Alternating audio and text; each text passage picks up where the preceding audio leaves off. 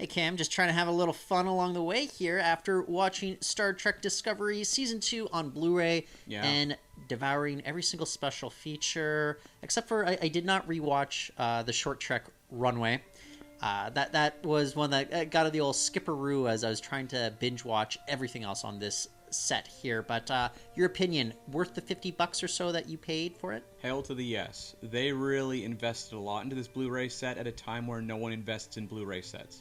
What was your maybe a special feature on it that really jumped out to you, man? Runway.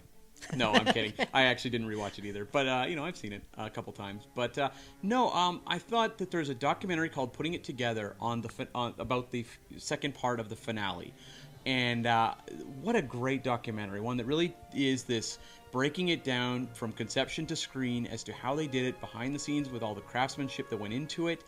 And it just gives you this huge appreciation for all of the craftsmen who work on Discovery, but also the vision of the show, because it's something that I think was a little up and down in Season 1, and you really get a sense now they understand what Discovery is and what its strengths are. Yeah, they also had a episode-by-episode recap of everything going on. Yeah.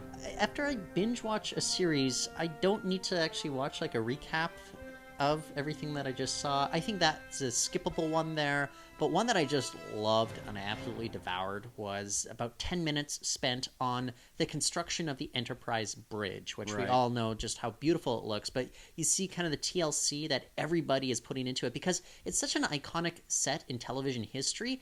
Everybody, no matter whether they're growing up with Star Trek or not, they kind of have memories of it, and to see them to really delve deep into it, just talking about like the type of paint that they were using and the debate over whether the set was actually orange or red in hue, that cracked me up too. George O says orange. I say orange too, but you know what, maybe they convinced me to some degree that there was a little bit of red in there too. Could be.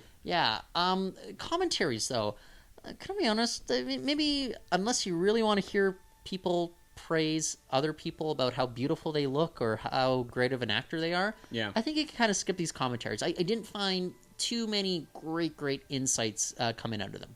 I feel like commentaries have really taken a hit in the era of the NDAs, non-disclosure agreements. Like, you go back to some of the crazier commentaries when DVDs, that became a big selling point for those. You would get some really like no-holds-barred ones where you could really tell they were just like really getting the dirt out there. That's not the case anymore. They tend to be a lot of, as you say, a lot of actors kind of congratulating each other on moments or saying, oh, this is the moment where my character really learns an important, lesson. And you're like, okay, now they're kind of narrating just what's happening on screen, but what else do they do? Like, a lot of the storytelling strengths of commentaries have kind of been pulled out of that. Yeah. So. Look, there's no Joss Whedon-esque sort of storyteller that really facilitates some of the hilarity that we might be hoping for, but the gag reel usually was amazing. Yeah, gag reels are usually kind of like painful to watch. Yeah, but I hate those Marvel ones where it's just like, boy, those guys like to dance. Yeah, well, look at them dance. Don't you love dancing? That's pretty much our gag reel for every Subspace video that we do, though.